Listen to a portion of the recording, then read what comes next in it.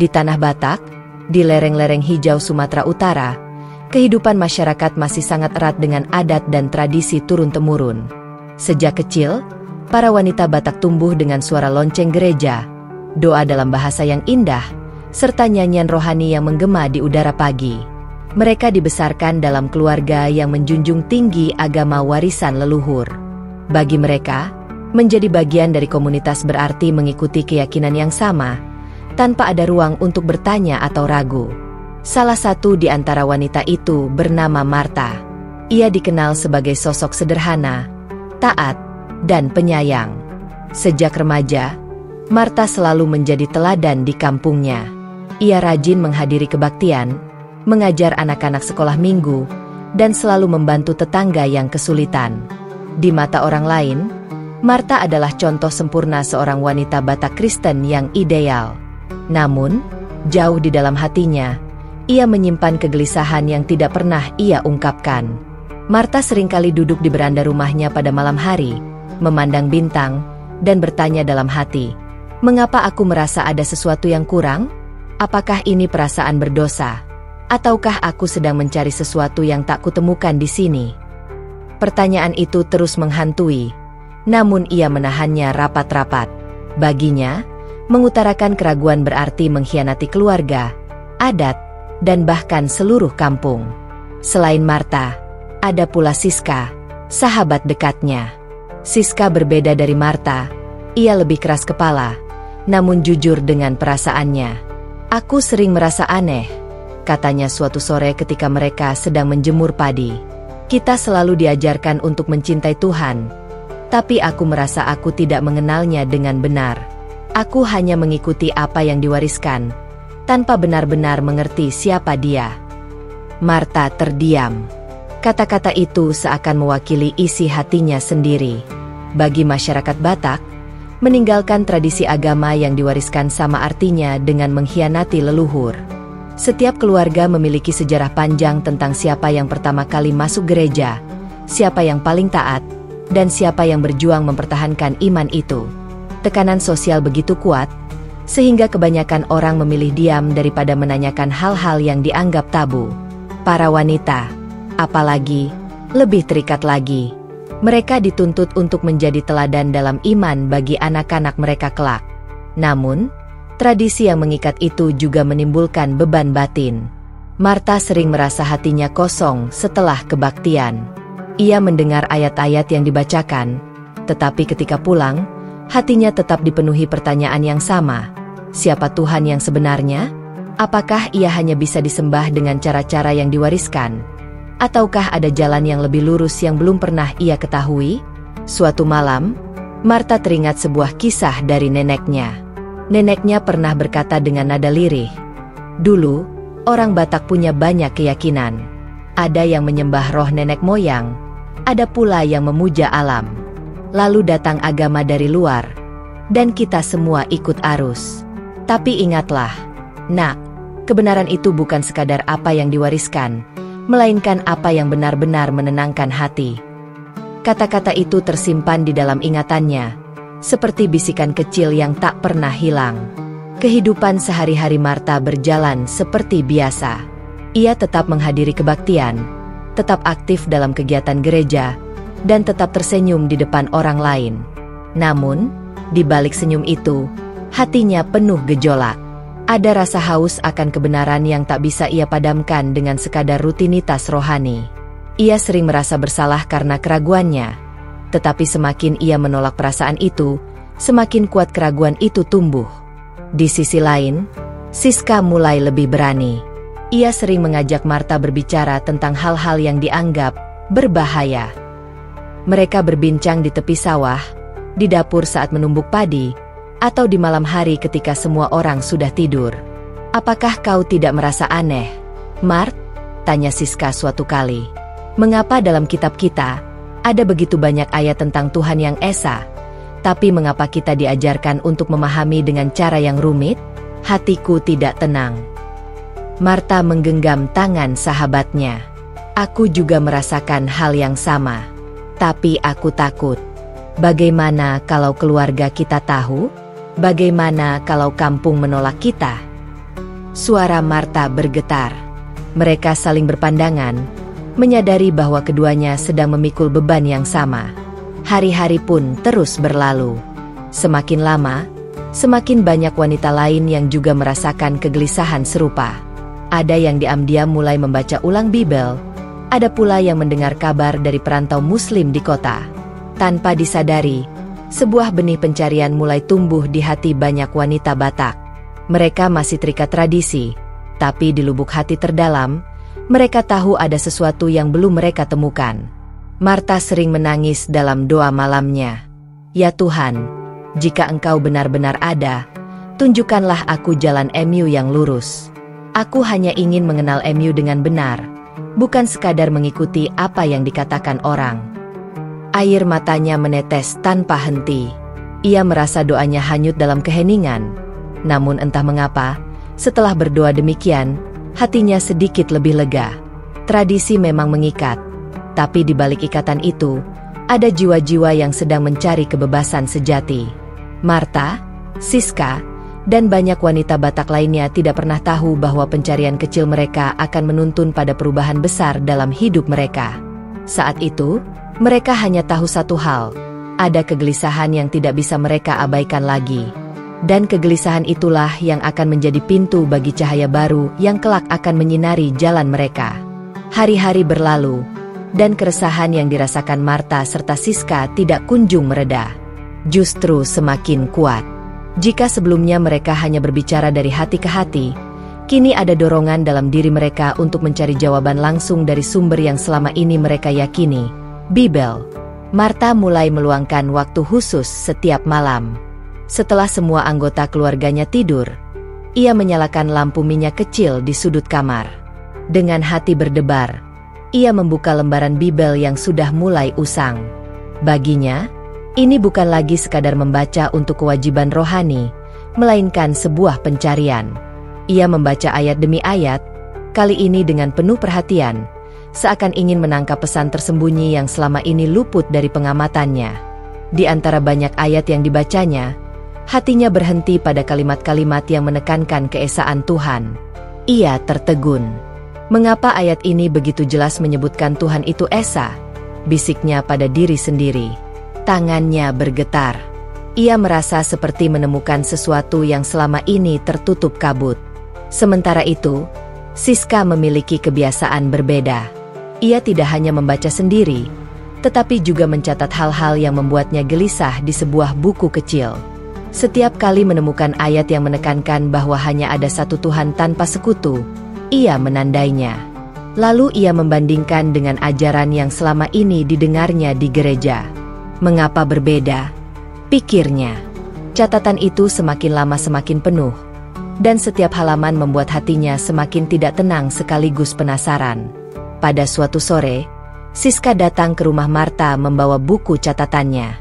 Mereka duduk di dapur, ditemani suara kayu bakar yang berderak. Siska membuka catatannya dengan wajah serius. "Mart, lihat ini," katanya sambil menunjuk pada salah satu ayat. "Bukankah ini jelas-jelas menyebutkan bahwa Tuhan itu esa, tidak beranak, dan tidak diperanakan?" Marta membaca catatan itu dengan mata berbinar. Dadanya terasa sesak, bukan karena takut, tetapi karena kebenaran itu seperti memanggil-manggil hatinya. "Aku juga membacanya, Sis," jawab Marta dengan suara pelan. "Tapi aku takut mengatakannya pada siapapun. Bagaimana kalau aku dianggap menghina kitab suci kita?" Siska menatap sahabatnya dalam-dalam. "Mart, kalau hati kita sudah merasa yakin, apakah kita akan terus menutupinya hanya karena takut pada manusia?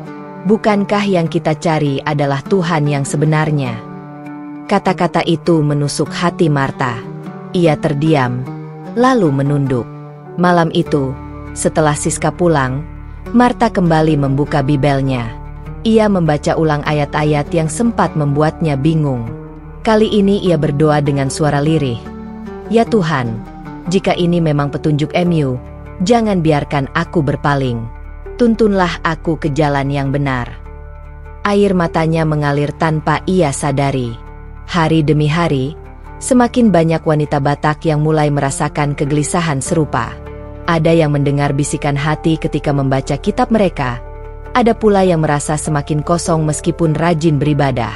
Perlahan, mereka mulai berkumpul diam-diam untuk berbagi cerita. Pertemuan itu sederhana, tanpa pemimpin, hanya sekumpulan wanita yang hatinya dipenuhi pertanyaan.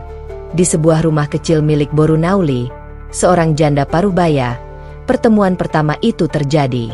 Mereka duduk bersila di lantai bambu, dengan wajah tegang bercampur cemas. Boru Nauli membuka pembicaraan dengan suara pelan. Aku sering membaca ayat yang mengatakan Tuhan itu Esa. Tapi kenapa dalam ajaran kita seolah-olah dibuat rumit? Hatiku tidak tenang. Apakah kalian juga merasakannya? Seketika suasana hening. Mereka saling pandang, seolah takut mengucapkan kebenaran yang sama-sama mereka rasakan. Lalu Siska angkat bicara. Aku juga merasakannya. Aku bahkan mencatat ayat-ayatnya. Semakin aku baca, semakin aku yakin bahwa kebenaran yang kita cari ada di balik semua ini. Beberapa wanita terisak. Marta pun tak kuasa menahan air mata. Aku takut, tapi aku juga tidak bisa lagi menutupinya. Hati ini selalu bergetar setiap kali membaca ayat-ayat itu. Aku yakin Tuhan sedang menunjukkan jalannya kepada kita. Pertemuan itu berubah menjadi momen menggetarkan. Mereka berdoa bersama, bukan dengan doa yang biasa mereka panjatkan, melainkan doa sederhana yang keluar dari hati, memohon agar Tuhan menunjukkan kebenaran yang sebenarnya. Tangisan mereka pecah, memenuhi ruangan kecil itu. Mereka merasa untuk pertama kalinya doa mereka begitu tulus, tanpa ada rasa terikat oleh tradisi atau aturan tertentu. Setelah pertemuan itu, masing-masing dari mereka semakin tekun membaca. Bibel bukan lagi sekadar kitab yang mereka warisi, melainkan pintu yang entah bagaimana menuntun mereka pada cahaya yang belum pernah mereka lihat. Mereka menemukan isyarat tentang nabi terakhir, tentang pesan-pesan yang terasa begitu dekat dengan apa yang pernah mereka dengar tentang Islam dari para perantau. Namun, semakin mereka membaca, semakin besar pula rasa takut yang menggelayuti. Mereka sadar bahwa apa yang sedang mereka jalani bisa membawa konsekuensi besar. Dikucilkan, ditolak keluarga, bahkan dianggap musuh oleh lingkungan. Tapi anehnya, ketakutan itu tidak mampu memadamkan api keyakinan yang mulai menyala di dalam dada mereka. Marta suatu malam menulis di selembar kertas, "Aku ingin mengenal Tuhan dengan benar, bukan karena warisan keluarga, tapi karena pilihan hatiku sendiri. Jika ini jalan MU, maka kuatkanlah aku." Ia melipat kertas itu dan menyimpannya di bawah bantal. Setiap kali ia ragu, ia membaca kembali tulisan itu sebagai penguat hati. Begitulah, dari sekadar membaca dengan hati, benih pencarian itu tumbuh semakin subur. Mereka belum tahu kemana perjalanan ini akan membawa, tetapi mereka yakin satu hal, kebenaran sejati tidak akan pernah bisa disembunyikan. Dan hati mereka, yang selama ini terikat tradisi, kini perlahan mulai menemukan cahaya yang membebaskan. Malam itu, hujan turun deras di desa kecil yang dikelilingi hamparan sawah dan pepohonan rindang. Suasana sepi hanya dipecahkan suara air yang menetes dari atap rumah-rumah kayu. Di sebuah rumah sederhana milik Boru Nauli, sekelompok wanita Batak berkumpul secara diam-diam. Mereka datang satu persatu, menyelinap agar tidak menarik perhatian tetangga. Boru Nauli, tuan rumah yang sudah berusia 50-an, menyalakan lampu minyak di sudut ruangan. Wajahnya tampak tegang, namun sorot matanya penuh tekad. "Kita harus berhati-hati," katanya pelan sambil menutup pintu. "Kalau orang kampung tahu, bisa-bisa kita dianggap menghina adat." Di dalam ruangan sempit itu, duduklah Marta, Siska, dan beberapa wanita lain, sekitar 12 orang. Mereka duduk bersila di atas tikar pandan, masing-masing membawa kitab yang mereka miliki. Tidak ada yang berani bersuara lantang. Hanya desau napas mereka yang terdengar. Pertemuan itu bukan sekadar berkumpul, melainkan sebuah langkah berani. Selama ini mereka hanya memendam rasa di hati, atau berbicara dalam kelompok kecil. Tapi malam itu, untuk pertama kalinya, mereka mengadakan pertemuan bersama, dengan satu tujuan, membicarakan kebenaran yang mereka temukan lewat pembacaan hati. Marta membuka percakapan. Suaranya bergetar, tapi penuh keyakinan. Kita semua merasakan hal yang sama.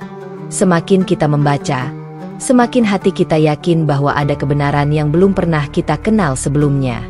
Tapi kita tidak bisa terus memendamnya sendiri-sendiri. Kita harus saling menguatkan. Sejenak hening. Lalu seorang wanita muda bernama Rani mengangkat tangan. "Aku tidak berani bilang pada suamiku," katanya lirih. "Dia pasti marah. Tapi setiap kali aku membaca, aku merasa aku sedang dipanggil oleh sesuatu yang lebih besar daripada tradisi." Air matanya mengalir. Siska kemudian membuka buku catatan kecilnya. Ia menunjuk beberapa ayat yang sudah ia tandai. "Aku menemukan banyak sekali ayat yang menekankan bahwa Tuhan itu esa. Tidak ada sekutu baginya. Tapi mengapa kita diajarkan seolah ada yang menyamakan manusia dengan Tuhan?" Hatiku menolak, meski aku berusaha menerima. Semua mata tertuju padanya. Borunauli menghela napas panjang. "Aku juga merasakan hal yang sama. Waktu muda, aku sering bertanya-tanya, tapi tak ada yang berani menjawab. Semua bilang, jangan banyak bertanya, cukup percaya. Tapi sekarang, aku merasa Tuhan sendiri yang menuntun kita untuk mencari jawaban." Suasana ruangan semakin haru. Beberapa wanita mulai menangis dalam diam, sementara yang lain menggenggam erat tangan sahabat di sampingnya. Mereka merasa bukan hanya sedang berbagi kegelisahan, melainkan sedang membuka lembaran baru dalam hidup. Lalu Marta berkata dengan suara tegas, "Kalau memang ini jalan yang Tuhan tunjukkan, kita tidak boleh takut. Tapi kita harus hati-hati.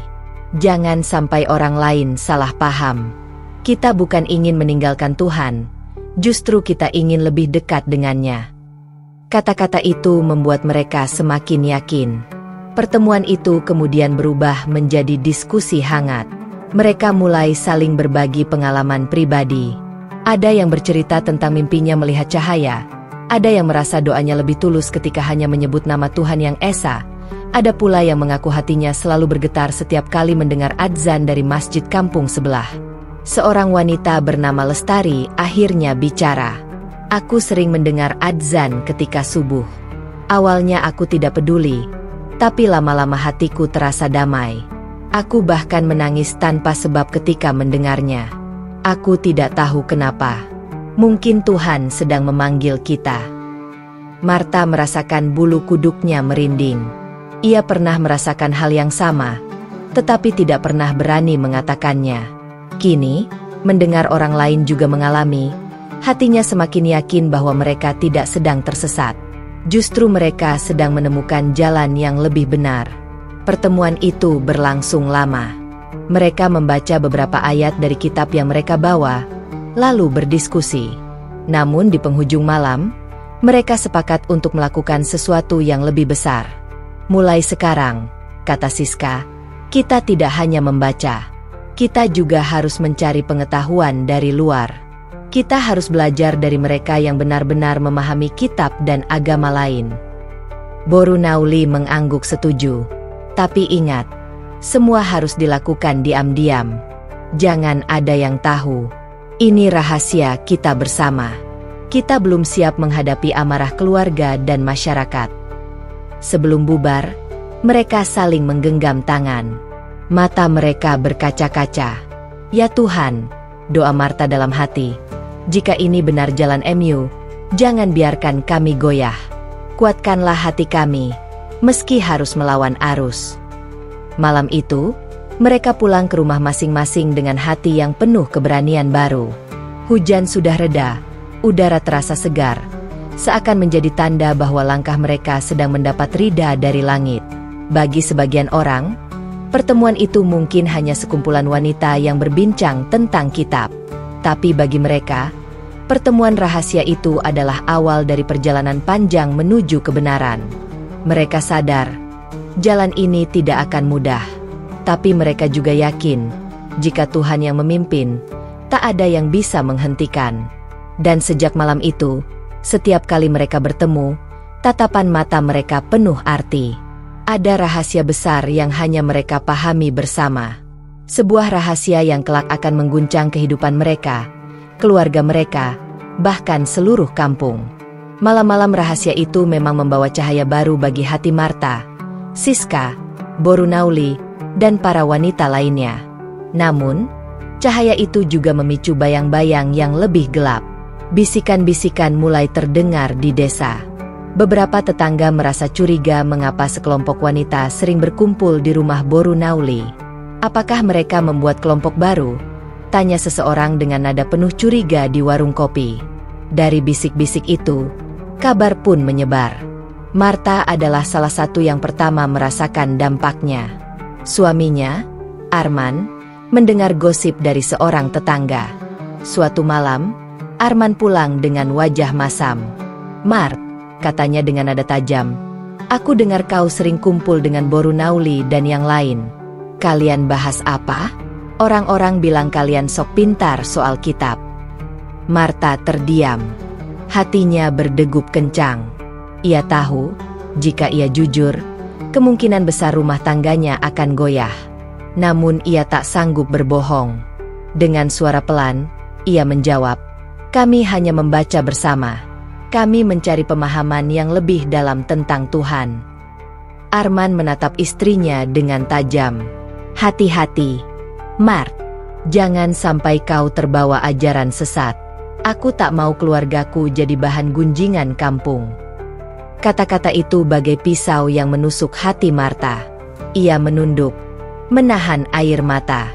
Dalam hati, ia hanya bisa berdoa, "Ya Tuhan, kuatkanlah aku. Aku hanya ingin mengenal MU dengan benar." Siska pun tak luput dari tekanan. Ibunya mendengar kabar dari kerabat. "SIS," ujar ibunya dengan suara tinggi. "Apa betul kau ikut-ikutan kumpul rahasia? Kau itu anakku. Jangan bikin malu keluarga. Kalau kau terus begitu, aku tidak akan mengakuimu sebagai anak." Ancaman itu menghantam batin Siska. Ia mencintai ibunya, tapi ia juga tidak bisa mengingkari kebenaran yang sedang dirasakannya. Borunauli menghadapi ujian lebih berat. Anak lelakinya yang merantau ke Medan mendengar kabar tentang pertemuan itu dan pulang dengan marah. "Inang, apa-apaan ini? Orang bilang Inang sudah gila, bersekongkol dengan orang-orang yang mau meninggalkan iman. Kalau Inang terus begini, aku tidak akan tinggal di rumah ini lagi." Bentakan itu membuat hati Borunauli hancur. Namun, dalam kesendirian, ia justru merasakan ketenangan yang aneh. "Kalau ini jalan Tuhan," bisiknya, "aku rela kehilangan apapun." Tekanan tidak hanya datang dari keluarga. Beberapa wanita mulai merasakan perlakuan dingin dari tetangga. Ada yang tidak lagi disapa, ada yang dijauhi di pasar. Anak-anak mereka pun diejek oleh teman sebaya. "Ibumu sudah sesat," teriak seorang anak kepada putri Martha. Pulang ke rumah dengan tangisan. Anak itu membuat Martha semakin pedih. Namun, di balik semua itu, ada kekuatan yang tumbuh. Semakin keras tekanan yang mereka terima, semakin kuat pula keyakinan mereka bahwa pencarian ini bukan kesalahan. Justru, ujian ini menjadi tanda bahwa mereka sedang melangkah ke arah yang benar. Suatu malam, Martha mengumpulkan keberanian untuk berbicara lagi pada Arman. Dengan suara tenang, ia berkata, "Bang, aku tidak sedang mengikuti ajaran sesat. Aku hanya ingin mengenal Tuhan dengan lebih jujur. Apakah salah kalau seorang istri ingin lebih dekat dengan penciptanya?" Arman terdiam. Kata-kata itu membuatnya berpikir. Meski ia tetap keras, tapi dalam hati Martha ada rasa lega. Ia telah mengungkapkan niat murninya tanpa berbohong. Siska juga menemukan kekuatan baru. Meskipun ibunya marah besar, ia mulai lebih sering membantu pekerjaan rumah tanpa diminta. "Aku ingin buktikan bahwa meskipun aku berbeda, aku tetap anakmu yang berbakti," ujarnya sambil menahan tangis. Perlahan, sikap itu meluluhkan hati ibunya, meski masih ada jarak yang terasa. Sementara itu, Boru Nauli yang dianggap aneh oleh banyak orang justru semakin rajin membantu tetangga. Ia menolong orang sakit, memberi makanan pada anak yatim, dan selalu menyapa dengan ramah. Orang-orang mulai bingung.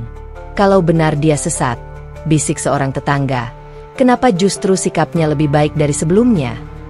Ujian demi ujian terus berdatangan. Namun, bukannya runtuh, hati mereka semakin teguh.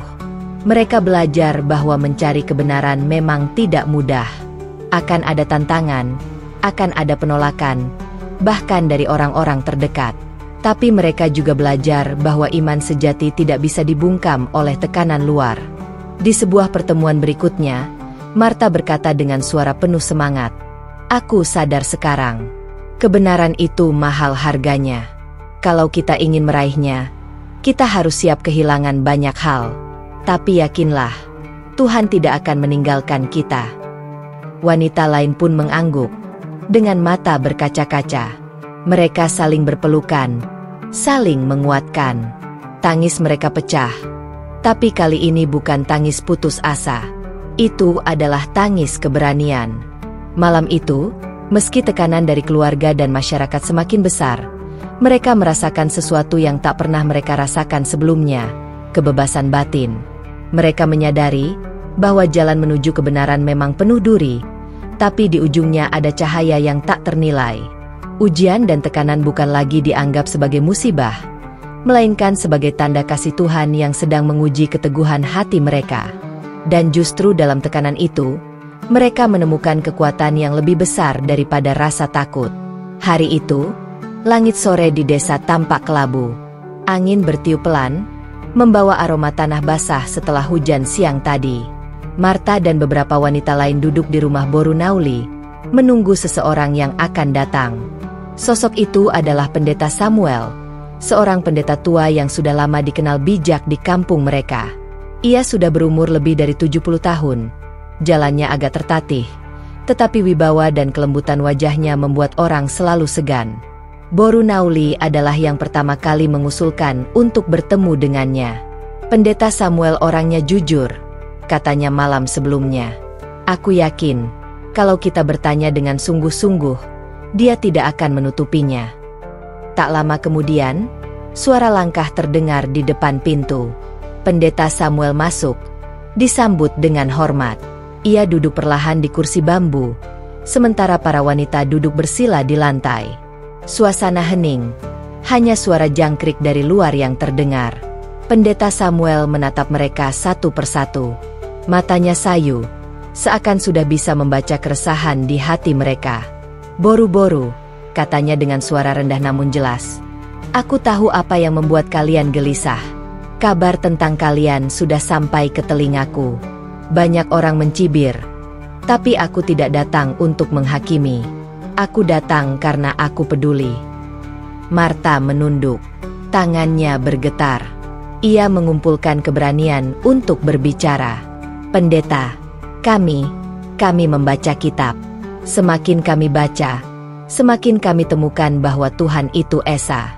Kami merasa ada nubuat tentang seorang nabi terakhir. Tapi kami bingung. Mengapa kami tidak pernah diajarkan hal itu secara jelas?"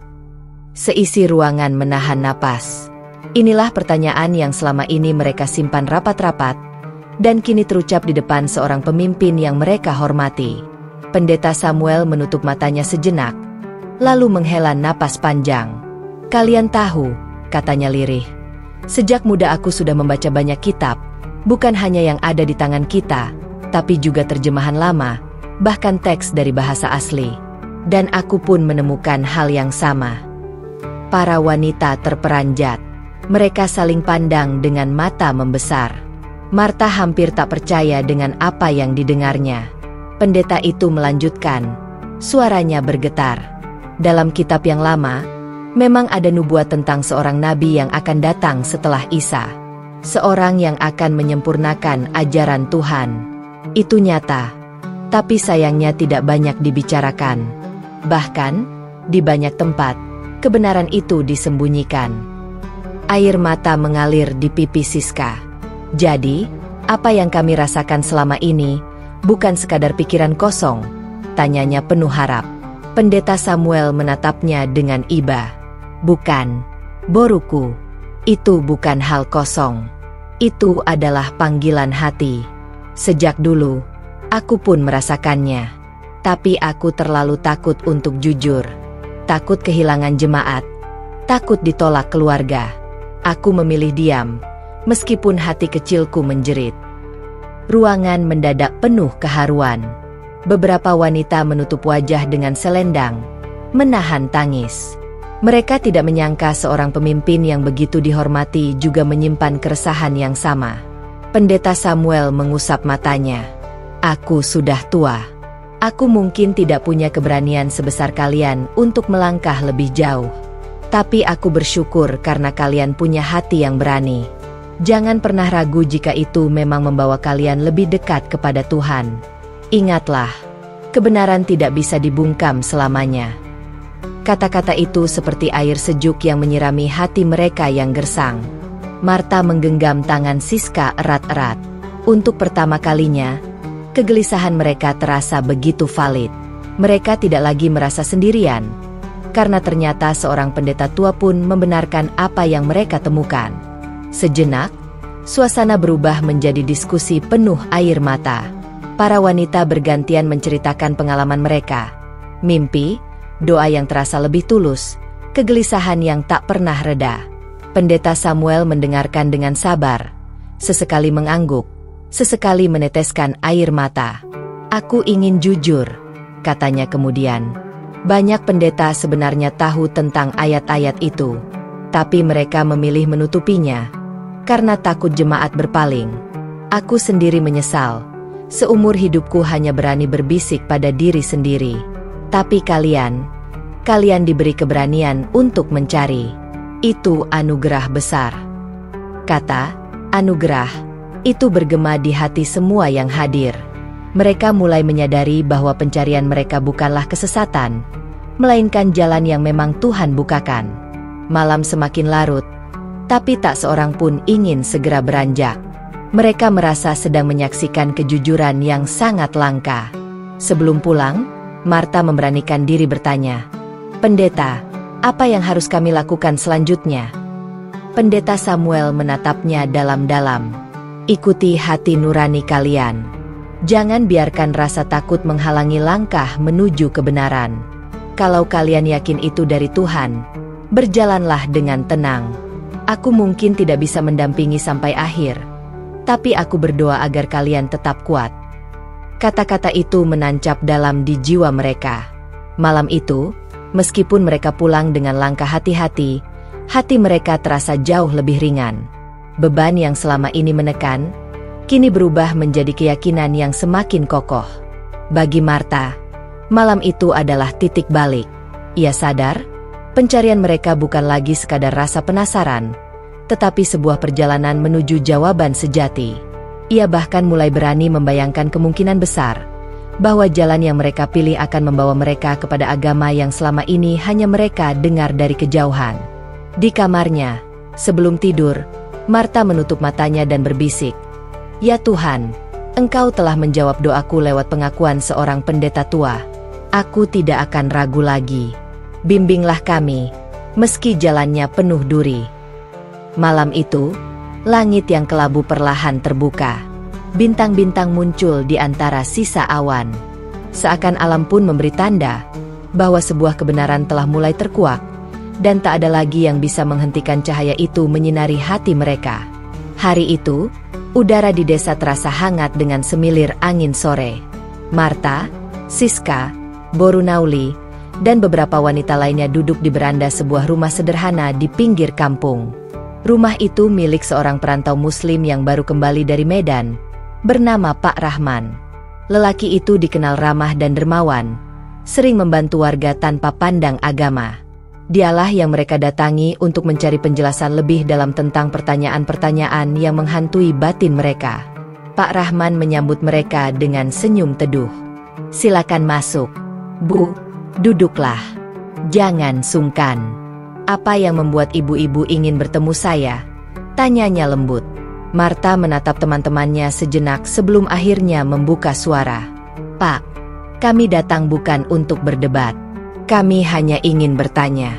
Kami sudah lama membaca kitab kami, dan banyak hal yang membuat hati kami gelisah. Kami menemukan nubuat tentang nabi terakhir. Tapi kami ingin mendengar, apa sebenarnya yang Islam ajarkan tentang Tuhan?" Pak Rahman mengangguk pelan. Ia lalu mengambil Al-Quran terjemahan yang ada di mejanya. Ia membukanya dengan penuh hikmat, lalu membacakan dengan suara lembut. "Katakanlah, Dialah Allah yang Maha Esa. Allah tempat bergantung segala sesuatu. Dia tidak beranak dan tidak diperanakan, dan tidak ada sesuatu pun yang setara dengannya." Quran Surat Al-Ikhlas 1:4. Seketika suasana hening. Suara Pak Rahman menggema di ruang kecil itu, dan setiap kata terasa menembus hati mereka. Siska menutup mulutnya dengan tangan. Matanya berkaca-kaca. "Itu begitu jelas, begitu murni," gumamnya. Pak Rahman tersenyum. "Inilah inti dari Islam, Bu. Bahwa Tuhan itu Esa, tidak beranak, tidak diperanakan. Ajaran tauhid ini sama dengan ajaran semua nabi sebelumnya. Nabi terakhir, Muhammad, datang untuk menyempurnakan ajaran itu." Marta merasakan bulu kuduknya merinding. Kata-kata itu seakan menjawab semua pertanyaan yang selama ini ia simpan. "Jadi, semua nabi yang kami kenal, Ibrahim, Musa, Isa, mereka semua sebenarnya membawa ajaran yang sama?" "Benar sekali, Bu," jawab Pak Rahman. "Mereka semua membawa pesan tauhid. Bedanya hanya pada syariat. Dan Muhammad datang sebagai penutup para nabi, menyempurnakan ajaran-ajaran sebelumnya." Air mata mulai menetes di pipi Boru Nauli. Ia merasakan kedamaian yang belum pernah ia rasakan sebelumnya.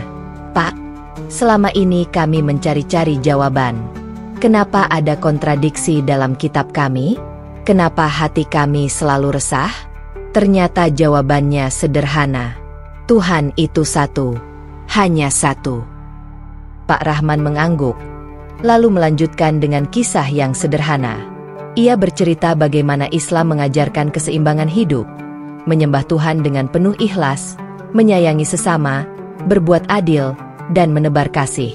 Ia menceritakan pula bagaimana Nabi Muhammad memuliakan perempuan, memberikan hak-hak yang bahkan pada zamannya dianggap mustahil. Semakin lama mereka mendengarkan, semakin deras air mata yang jatuh. Bukan karena sedih, tapi karena lega. Hati mereka seperti disirami cahaya yang menenangkan.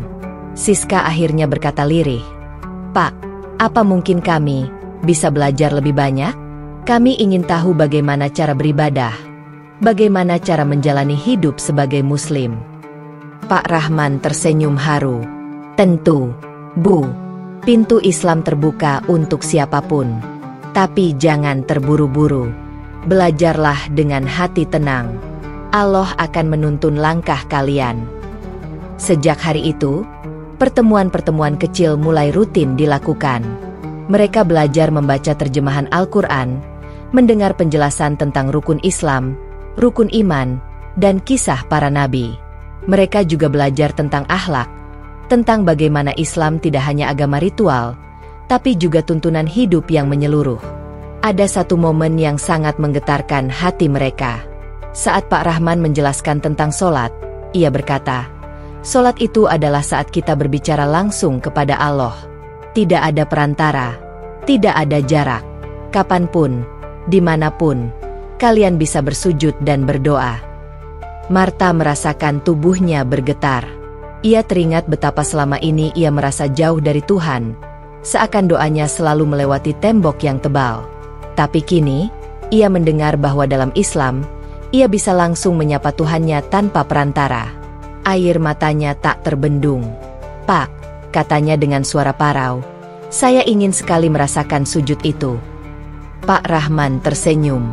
Ia lalu memperagakan gerakan sholat dengan lembut, memperlihatkan bagaimana rukuk, sujud, dan duduk.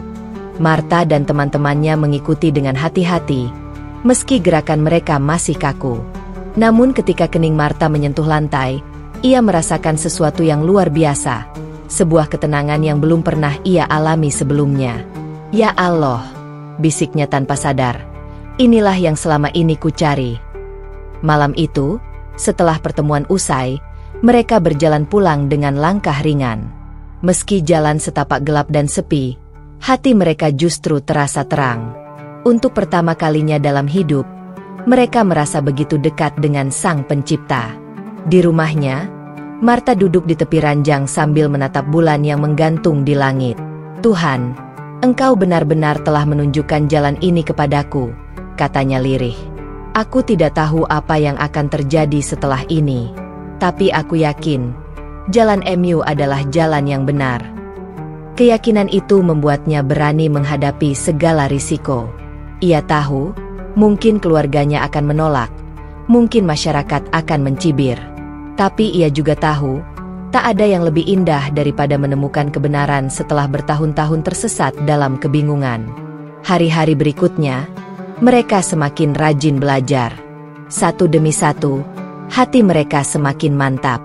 Cahaya Islam yang mereka temukan perlahan mengikis ketakutan, menggantinya dengan keberanian.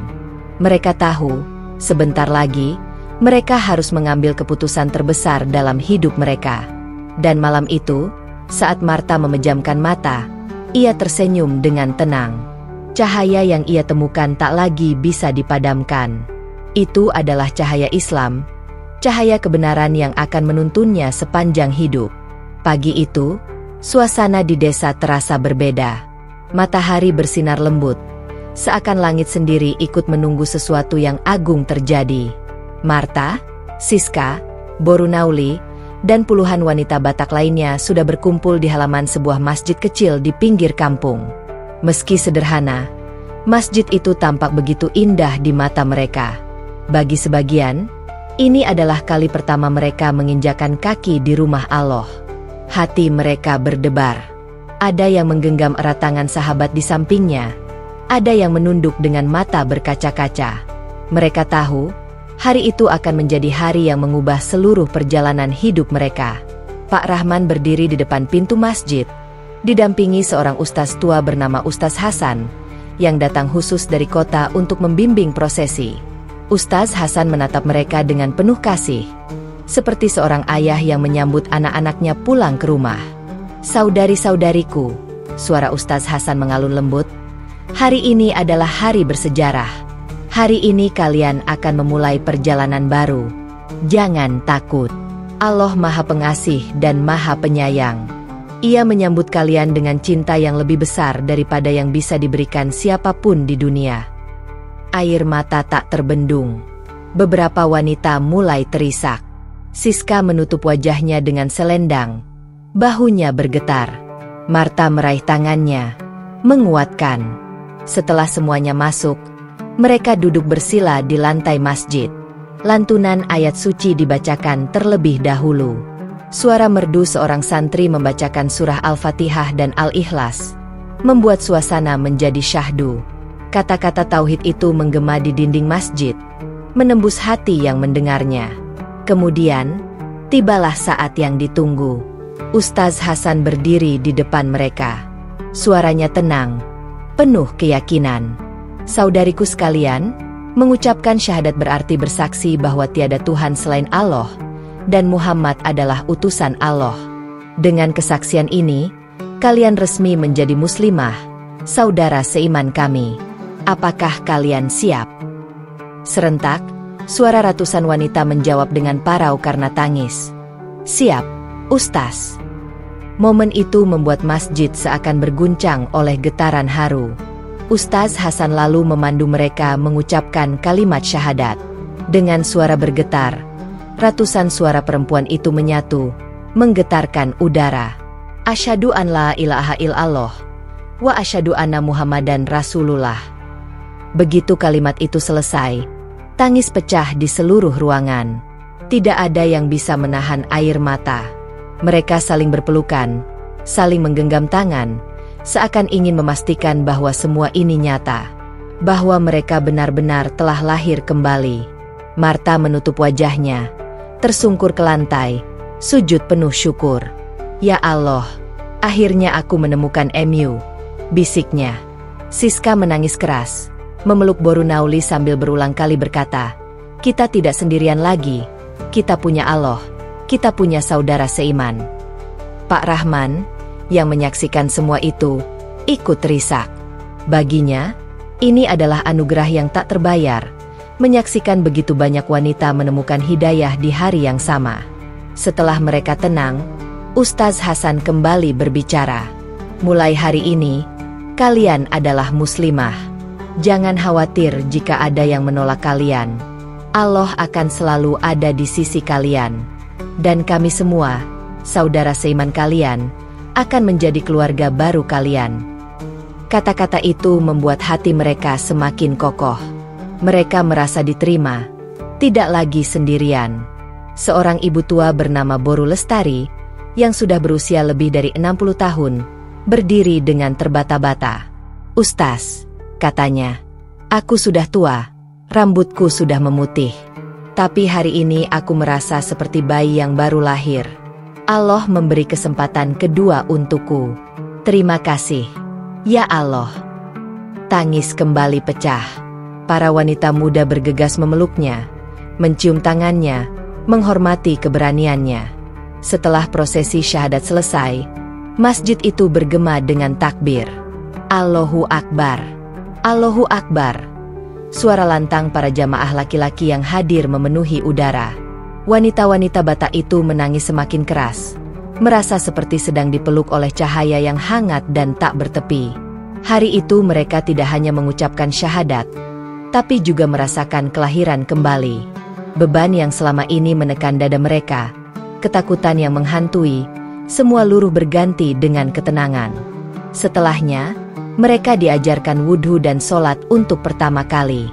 Meski gerakan mereka kaku, mereka melakukannya dengan penuh rasa syukur. Setiap kali sujud, air mata jatuh membasahi sajadah. Mereka merasakan betapa dekatnya Allah, betapa indahnya bersujud langsung kepadanya. Menjelang sore, masjid itu berubah menjadi lautan pelukan dan doa. Mereka saling menguatkan, saling berjanji untuk terus bersama dalam belajar dan berjuang. Marta menggenggam tangan teman-temannya erat. Hari ini kita telah memilih jalan yang benar. Jangan pernah mundur. Allah bersama kita. Siska mengangguk sambil tersenyum dengan wajah basah air mata. Ini adalah awal dari segalanya. Aku siap menghadapi apapun, asalkan aku tetap bersama Allah. Borunauli menatap langit senja yang mulai kemerahan dari jendela masjid. Lihat, bahkan langit pun ikut merayakan, katanya lirih. Semua menoleh, dan mereka melihat cahaya mentari sore yang jatuh ke arah masjid, seakan menyelimuti mereka dengan keberkahan. Momen itu menjadi sejarah, bukan hanya bagi mereka yang hadir, tapi juga bagi desa itu. Hari ketika ratusan wanita Batak dengan berani meninggalkan ketidakpastian, dan memilih cahaya Islam dengan hati penuh keyakinan. Dan sejak hari itu, masjid kecil itu tidak pernah sepi lagi. Ia menjadi saksi perjalanan baru para wanita itu. Setiap takbir, setiap doa, setiap sujud, menjadi bukti bahwa mereka benar-benar telah menemukan rumah sejati, rumah di bawah naungan Allah. Hari-hari setelah pengucapan syahadat itu terasa seperti lembaran baru dalam hidup Marta dan teman-temannya. Hati mereka penuh kedamaian, namun jalan yang harus mereka tempuh bukanlah tanpa ujian. Sejak kabar tersebar, sebagian keluarga mulai marah, beberapa sahabat lama menjauh, bahkan ada tetangga yang tidak lagi menyapa. Marta merasakannya langsung. Suaminya yang bekerja di luar kota mendengar kabar bahwa istrinya masuk Islam. Telepon yang biasanya hangat berubah menjadi penuh emosi. Kau gila, Marta? Kau tinggalkan iman nenek moyangmu? Bagaimana dengan anak-anak kita? Katanya dengan suara meninggi. Marta menahan tangis. Ia tidak ingin berdebat, tapi dengan suara tenang ia berkata, aku hanya ingin mendekat pada Tuhan yang Esa, Bang. Aku tidak meninggalkan kebaikan. Aku hanya memilih kebenaran. Doakan aku agar tetap kuat. Jawaban itu membuat suaminya terdiam. Meski belum menerima, Marta yakin suatu hari pintu hatinya juga akan terbuka. Di sisi lain, ada pula keluarga yang mengusir. Boru Nauli, misalnya, harus keluar dari rumah orang tuanya karena dianggap telah mempermalukan marga. Dengan air mata ia membawa pakaian seadanya. Namun hatinya tetap teguh. "Lebih baik aku hidup sederhana bersama Allah," bisiknya lirih, "daripada hidup mewah tapi jauh darinya." Meskipun begitu, mereka tidak pernah benar-benar sendiri. Komunitas Muslim di desa, meski jumlahnya sedikit, menerima mereka dengan penuh cinta. Masjid kecil yang dulu sepi kini ramai dengan suara tadarus, doa, dan semangat belajar. Para muslimah lama mengajarkan mereka cara berwudu, menutup aurat, hingga membaca Al-Quran. Hari-hari pertama belajar sholat penuh cerita haru. Gerakan mereka masih salah, bacaan masih terbata-bata, tapi semangatnya begitu besar. Ada seorang ibu tua, Boru Lestari, yang setiap kali sujud selalu menangis. "Aku sudah tua," katanya, "tapi Allah masih memberiku kesempatan untuk sujud di hadapannya. Sungguh aku tak ingin menyia-nyiakan waktu lagi." Kisah-kisah itu menyebar. Banyak orang dari luar desa datang hanya untuk melihat atau belajar dari mereka. Media lokal bahkan menuliskan berita tentang ratusan wanita Batak yang menemukan Islam lewat pencarian hati. Tak sedikit yang mencibir, tapi lebih banyak yang terinspirasi. Marta sendiri mulai aktif mengajar anak-anak kecil membaca huruf hijaiyah, meskipun dirinya pun masih belajar. "Aku ingin mereka tumbuh mengenal Allah sejak dini," katanya. Siska membuka dapurnya sebagai tempat berkumpul, di mana setiap malam mereka saling belajar membaca Al-Quran. Boru Nauli menulis catatan harian tentang perjalanan imannya, berharap suatu hari bisa dibukukan untuk menginspirasi generasi berikutnya. Meski begitu, tantangan tetap ada. Ada hari-hari ketika mereka merasa lelah menghadapi ejekan. Ada saat-saat ketika air mata jatuh karena rindu keluarga yang menjauh. Namun setiap kali mereka bersujud, mereka kembali merasa kuat. Suatu sore, setelah kajian di masjid, Ustaz Hasan berkata, "Ingatlah, hidayah itu adalah hadiah. Allah memilih kalian, padahal banyak orang yang tidak pernah merasakannya. Maka bersyukurlah dengan istiqomah. Jangan takut kehilangan dunia, karena kalian telah menemukan akhirat." Kata-kata itu menjadi pegangan. Mereka sadar bahwa perjalanan ini bukan sekadar tentang pindah agama, tapi tentang menemukan tujuan hidup yang sesungguhnya. Waktu berjalan. Perlahan, beberapa keluarga yang semula menolak mulai luluh. Melihat perubahan sikap mereka yang semakin lembut, penuh kasih, dan sabar, orang-orang jadi bertanya-tanya. Ada mertua yang awalnya marah besar, namun akhirnya berbisik, "Aku tidak mengerti Islam, tapi aku melihat kau jadi lebih baik sejak masuk Islam." Itulah kemenangan kecil yang sangat berharga. Marta menulis surat untuk anak-anaknya yang sedang sekolah di kota. Dalam suratnya, ia berkata, "Nak, ibu memilih jalan ini bukan karena benci, tapi karena cinta. Ibu ingin kita semua lebih dekat pada Tuhan. Suatu hari nanti, ibu harap kalian mengerti. Ibu selalu berdoa agar kalian juga mendapat cahaya ini." Surat itu menjadi doa yang terus ia panjatkan setiap malam. Pada akhirnya, meski jalan yang mereka tempuh penuh tantangan, mereka tidak pernah menyesal. Justru ujian-ujian itulah yang membuat mereka semakin kuat. Mereka saling mendukung, saling menguatkan, dan menjadikan masjid sebagai rumah kedua. Malam-malam Ramadan pertama mereka penuh tangis syukur. Tarawih pertama terasa berat bagi kaki yang belum terbiasa berdiri lama, tapi hati mereka begitu ringan. Idul Fitri pertama mereka adalah momen paling berkesan. Untuk pertama kalinya mereka merasakan kebersamaan yang tidak sekadar adat, melainkan ibadah. Kini, setiap kali mereka berkumpul, selalu ada doa yang sama. Marta biasanya yang mengucapkan dengan suara bergetar, "Ya Allah, terima kasih Engkau telah memilih kami. Jadikan kami hamba MU yang istiqomah. Jangan biarkan hati kami berpaling setelah Kau beri petunjuk." Doa itu selalu diamini dengan air mata. Mereka tahu, perjalanan mereka belum selesai. Tapi mereka juga tahu, apapun yang menanti di depan, cahaya yang telah mereka temukan tidak akan pernah padam. Mereka bukan lagi sekadar wanita Batak yang mencari jawaban. Mereka kini adalah muslimah yang berjalan dengan kepala tegak, hati penuh cahaya, dan iman yang terus tumbuh. Dan kisah mereka menjadi inspirasi bagi siapapun yang mendengarnya, bahwa kebenaran selalu menemukan jalannya, dan hidayah Allah datang kepada siapa saja yang mencarinya dengan tulus.